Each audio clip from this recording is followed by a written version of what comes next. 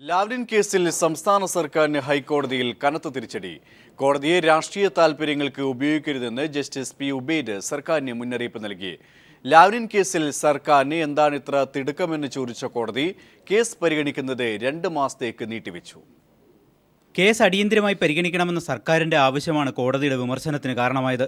സർക്കാരിൻ്റെ ആവശ്യം രാഷ്ട്രീയ പ്രേരിതമാണെന്ന് കേസിലെ എതിർകക്ഷികളുടെ അഭിഭാഷകർ കോടതിയെ ബോധിപ്പിച്ചു. തെരഞ്ഞെടുപ്പ് ലക്ഷ്യമാക്കിയുള്ള നീക്കമാണിത്. ഇതിനെ തുടർന്നാണ് സർക്കാർ നിലപാടിനെ ജസ്റ്റിസ് പി ഉബൈദ് നിശിതമായി വിമർശിച്ചത്. ഈ കേസിൽ സർക്കാരിന് എന്താണ് ഇത്ര തിടുക്കമെന്ന് കോടതി ചോദിച്ചു. രാഷ്ട്രീയ കാര്യങ്ങൾക്കായി കോടതിയെ ഉപയോഗിക്കരുതെന്ന് ജസ്റ്റിസ് പി ഉബൈദ് താക്കീത് നൽകി. അടിയന്തരമായി പരിഗണിക്കേണ്ട സാഹചര്യങ്ങളൊന്നും ഈ കേസിലില്ല. മറ്റു കേസുകളെ അപേക്ഷിച്ച് കൂടുതൽ പരിഗണന നൽകേണ്ട ഒന്നും ഇതിലില്ല. 2000 മുതലുള്ള നിരവധി കേസുകൾ കോടതിയുടെ പരിഗണനയ്ക്കായി കാത്തിരിക്കുകയാണ്. ഈ സാഹചര്യത്തിൽ ലാവ്ലിൻ കേസ് അടിയന്തരമായി പരിഗണിക്കാനാവില്ലെന്ന് ചൂണ്ടിക്കാട്ടിയ കോടതി കേസ് 2 മാസത്തേക്ക് നീട്ടിവെച്ചു. മാർച്ച് 17 കേസ് പരിഗണിക്കണമെന്ന CBI അഭിഭാഷകന്റെ ആവശ്യവും കോടതി അംഗീകരിച്ചില്ല. നിയമസഭാ തെരഞ്ഞെടുപ്പ് വരെയെങ്കിലും ലാവ്ലിൻ കേസ് സജീവമായി നിലനിർത്താനുള്ള സംസ്ഥാന സർക്കാരിൻ്റെ ശ്രമമാണ് ഇതോടെ പൊളിഞ്ഞത്. ഏതായാലും സർക്കാരിനേറ്റ തിരിച്ചടി കൂടിയായി കോടതി വിധി.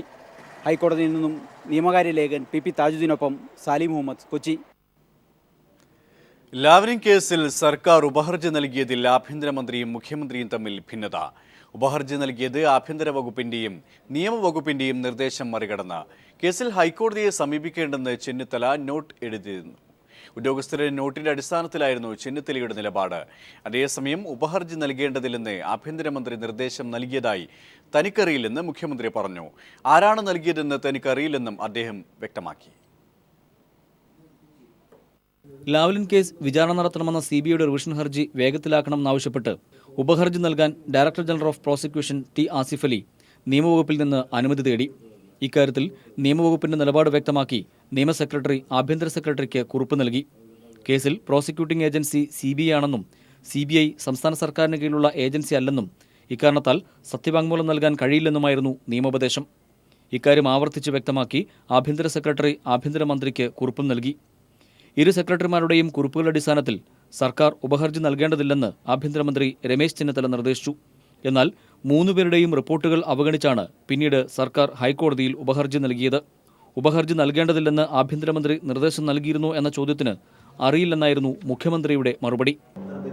എന്നോട് ചോദിച്ചാൽ ഞാൻ പറയും എനിക്കറിയത്തില്ല. പിന്നെ ആരാണ് ഉപഹർജി നൽകിയത് എന്ന ചോദ്യത്തിന് മറുപടി ഇങ്ങനെയും. പിന്നെ ആരാ പോയത്? പിന്നെ ആരാ? എനിക്കറിയില്ല. ഇതായിട്ടുള്ള ഇല്ലില്ല.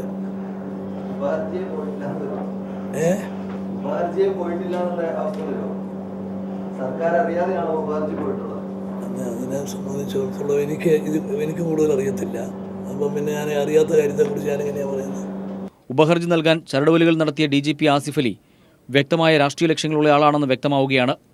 1986 മുൻ മുഖ്യമന്ത്രി EK നായനാർക്കെതിരെ മത്സരിച്ച് പരാജയപ്പെടുകയും അദ്ദേഹത്തിന്റെ മണ്ഡലത്തിൽ കാര്യങ്ങൾ നോക്കാൻ പ്രതിനിധിയെ വച്ചത് ഹൈക്കോടതിയിൽ ചോദ്യം ചെയ്യുകയും ചെയ്ത വ്യക്തി കൂടിയാണ് ആസിഫ് അലി. 1500 രൂപ EK നായനാർക്ക് നഷ്ടപരിഹാരം ഉൾപ്പെടെ നൽകി ഹർജി അന്ന് കോടതി തള്ളുകയും ചെയ്തിരുന്നു. തെരഞ്ഞെടുപ്പ് മുന്നിൽ കണ്ടുള്ള നീക്കങ്ങളായിരുന്നു ഉപഹർജിക്ക് പിന്നിലെന്ന് രേഖകളിലൂടെ തന്നെ വ്യക്തമാവുകയുമാണ്. KG ദിനകർ, തിരുവനന്തപുരം. ലാവ്ലിൻ കേസിൽ രാഷ്ട്രീയ മുതലെടുപ്പ് നടത്താനുള്ള സർക്കാരിന്റെ നീക്കത്തിനേറ്റ കനത്ത തിരിച്ചടിയാണ് കോടതി വിധിയെന്ന് CPM സംസ്ഥാന സെക്രട്ടറി കോടിയേരി ബാലകൃഷ്ണൻ. ആഭ്യന്തരമന്ത്രിയുടെയും ആഭ്യന്തര നിയമ സെക്രട്ടറിമാരുടെയും വിയോജിപ്പ് മറികടന്നത് ഉമ്മൻചാണ്ടിയുടെ ദുഷ്ടലാക്കാണ്. ഇതിനായി തൽസ്ഥാനം ദുരുപയോഗം ചെയ്ത DGP സ്ഥാനം രാജിവെക്കണമെന്നും കോടിയേരി ആവശ്യപ്പെട്ടു. സർക്കാരിന്റെ അഴിമതിയിൽ നിന്നും ശ്രദ്ധ തിരിച്ചുവിടാനാണ് ലാവ്ലിൻ ഇളക്കിവിട്ടതെന്നും കോടിയേരി തിരുവനന്തപുരത്ത് പ്രതികരിച്ചു. ജുഡീഷ്യറിയെ മാനിക്കുന്നുവെന്ന് മുഖ്യമന്ത്രി ഉമ്മൻചാണ്ടിയും പറഞ്ഞു. ഇത് നിയമസഭാ തെരഞ്ഞെടുപ്പിന് മുമ്പ്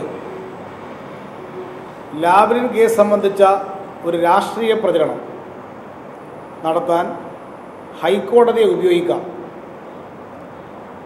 എന്ന ദുഷ്ടലാക്കായിരുന്നു UDF സർക്കാരിന്, പ്രത്യേകിച്ച് ഉമ്മൻചാണ്ടിക്കുണ്ടായിരുന്നത്.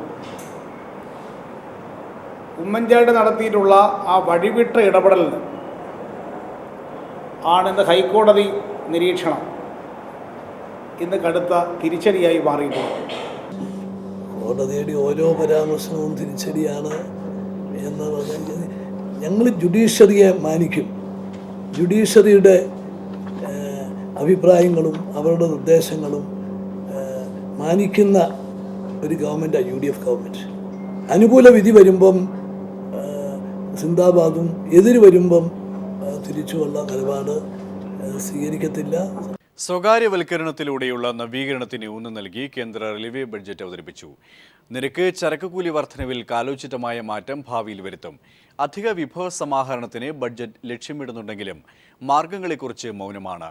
2016-2017 സാമ്പത്തിക വർഷം ഇന്ത്യൻ റെയിൽവേ 1,84,000 കോടി രൂപയുടെ വരുമാനം പ്രതീക്ഷിക്കുന്നതായും ബഡ്ജറ്റ് പറയുന്നു. കൂലികൾ എന്നറിയപ്പെടുന്ന റെയിൽവേ പോർട്ടർമാരുടെ പേര് ഇനി മുതൽ സഹായക് എന്നാക്കി മാറ്റുമെന്നും ബഡ്ജറ്റിൽ പ്രഖ്യാപനം. റെയിൽവേയുടെ അടിസ്ഥാന സൗകര്യ വികസനത്തിനായി പൂർണ്ണമായും സ്വകാര്യ നിക്ഷേപത്തെ ആശ്രയിക്കുന്ന ബഡ്ജറ്റാണ് കേന്ദ്രമന്ത്രി സുരേഷ് പ്രഭു അവതരിപ്പിച്ചത്. 2016-17 സാമ്പത്തിക വർഷം 1,84,000 കോടി രൂപയുടെ വരുമാനം പ്രതീക്ഷിക്കുന്നു. ഇതിനായി നിരക്ക് വർധനവോ ചരക്കുകൂലി വർധനവോ ഏർപ്പെടുത്തില്ല. പക്ഷേ കാലോചിതമായ മാറ്റം ഇക്കാര്യത്തിൽ വരുത്തുമെന്ന് പരാമർശിച്ച് ഭാവിയിലെ നിരക്ക് വർധനയുള്ള അവസരം ബഡ്ജറ്റ് തുറന്നിടുന്നു. അധിക വിഭവ സമാഹരണം ലക്ഷ്യമിടുന്നെങ്കിലും മാർഗങ്ങളെക്കുറിച്ച് ബഡ്ജറ്റ് മൗനം പാലിക്കുന്നു. മൂലധന നിക്ഷേപമായി കാണിക്കുന്നത് കഴിഞ്ഞ വർഷം പ്രഖ്യാപിച്ച LICയുടെ 1.5 കോടി നിക്ഷേപമാണ്.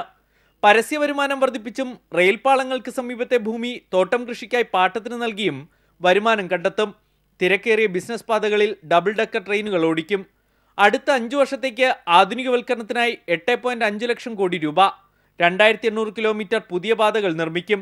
നിലവിലുള്ള പാതകളിൽ 2000 കിലോമീറ്റർ ഈ സാമ്പത്തിക വർഷം വൈദ്യുതീകരിക്കും. വടക്ക് കിഴക്കൻ സംസ്ഥാനങ്ങളിലേക്കുള്ള റെയിൽ ഗതാഗതം സുഗമമാക്കാൻ പുതിയ പാതകളും കോറിഡോറും പ്രഖ്യാപിച്ചു. സംസ്ഥാനങ്ങളുമായി ചേർന്ന് 44 പുതിയ പദ്ധതികൾ. വിഷൻ 2020 എന്ന് പേരിട്ട് 8 പദ്ധതികൾ ബഡ്ജറ്റിൽ അക്കമിട്ട് നിരത്തുന്നു. 2020ഓടെ ആളില്ലാ ലെവൽ ക്രോസുകൾ നിർത്തലാക്കും. ഇതുവഴി യാത്രാസമയം കുറയും. കേരളത്തിൽ നിന്നും ദില്ലിയിലേക്കുള്ള യാത്രാസമയത്തിലും 8 മണിക്കൂർ കുറവുണ്ടാകുമെന്ന് ബഡ്ജറ്റ് പ്രതീക്ഷിക്കുന്നു. ലെവൽ ക്രോസ് നവീകരണത്തിനായി 400 കോടി രൂപ വകയിരുത്തി. സാധാരണക്കാരെ കയ്യിലെടുക്കാൻ റിസർവേഷൻ ആവശ്യമില്ലാത്ത അന്ത്യോദയ എക്സ്പ്രസുകൾ പ്രഖ്യാപിച്ചു. കൂടാതെ ദീർഘദൂര സർവീസുകളിൽ റിസർവേഷൻ വേണ്ടാത്ത ദീൻ ദയാൽ എന്ന പേരിലുള്ള പ്രത്യേകം കോച്ചുകൾ ഘടിപ്പിക്കും. റെയിൽവേ പോർട്ടർമാരുടെ പേര് കൂലി എന്നതിൽ നിന്ന് മാറ്റി സഹായക് എന്നാക്കി മാറ്റും. 5 സംസ്ഥാനങ്ങളിലേക്കുള്ള തെരഞ്ഞെടുപ്പ് മുന്നിൽ കണ്ടുള്ള ഒരു രാഷ്ട്രീയ ബഡ്ജറ്റാണ് സുരേഷ് പ്രഭു അവതരിപ്പിച്ചത്.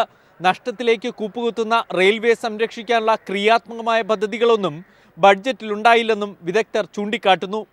ഡൽഹിയിൽ നിന്നും സന്തോഷ് സർലിംഗ്. റെയിൽ ബഡ്ജറ്റിൽ ഇത്തവണയും കേരളത്തിന് അവഗണന. പാലക്കാട് കോച്ച് ഫാക്ടറിക്ക് തുക വകയിരുത്തിയില്ല. സംസ്ഥാന സഹകരണത്തിലുള്ള സബേൻബൻ ട്രെയിൻ പദ്ധതിക്ക് മാത്രമാണ് പച്ചക്കൊടി ലഭിച്ചത്. ബഡ്ജറ്റ് നിരാശാജനകമെന്ന് കേരള MPമാർ പ്രതികരിച്ചു. റെയിൽ ബഡ്ജറ്റിൽ കേരളത്തിന് നിരാശ തന്നെ. സംസ്ഥാനത്തിനായി പുതിയ ട്രെയിനുകൾ പ്രഖ്യാപിച്ചില്ല. പ്രതീക്ഷയർപ്പിച്ചിരുന്ന കഞ്ചിക്കോട് കോച്ച് ഫാക്ടറി നിർമ്മാണത്തിനും ചേർത്തല വാഗൺ നിർമ്മാണ യൂണിറ്റിനും ബഡ്ജറ്റിൽ ഇടം കണ്ടെത്താനായില്ല. ബഡ്ജറ്റ് നിരാശാജനകമെന്ന് കേരള MPമാർ പ്രതികരിച്ചു. കേരളത്തെ സംബന്ധിച്ച് ഇത്രയേറെ നിരാശാജനകമായ ഒരു ബഡ്ജറ്റ് ചരിത്രത്തിലുണ്ടായിട്ടില്ല. പാർലമെൻറ്റിൽ ഇതുവരെ ഞങ്ങൾ കേട്ട ബഡ്ജറ്റ് പ്രസംഗത്തിൽ ഏറ്റവും നിരാശാജനകമാണ് ഈ പ്രാവശ്യം സുരേഷ് പ്രഭു നടത്തിയ ബഡ്ജറ്റ് പ്രസംഗം. സംസ്ഥാന സഹകരണത്തിൽ തിരുവനന്തപുരം ചെങ്ങന്നൂർ സബർബൻ ട്രെയിൻ പദ്ധതി നടപ്പാക്കുമെന്ന് റെയിൽ മന്ത്രി സുരേഷ് പ്രഭു പ്രഖ്യാപിച്ചത് മാത്രമാണ് ആശ്വാസം. നിലവിലുള്ള ഇരട്ടപ്പാതയിൽ ഓട്ടോമാറ്റിക് സിഗ്നൽ സംവിധാനം ഏർപ്പെടുത്തിയാണ് പദ്ധതി നടപ്പാക്കുക. ചെലവിന്റെ പകുതി സംസ്ഥാനം വഹിക്കും. ശബരിപാതയ്ക്കായി 20 കോടി രൂപ വകയിരുത്തി. ചെങ്ങന്നൂർ സ്റ്റേഷൻ പിൽഗ്രിമേജ് പദ്ധതിയിൽ ഉൾപ്പെടുത്തും. അടിസ്ഥാന സൗകര്യ വികസനത്തിനായാണ് കേരളത്തിനായി കുറച്ചെങ്കിലും തുക അനുവദിച്ചത്.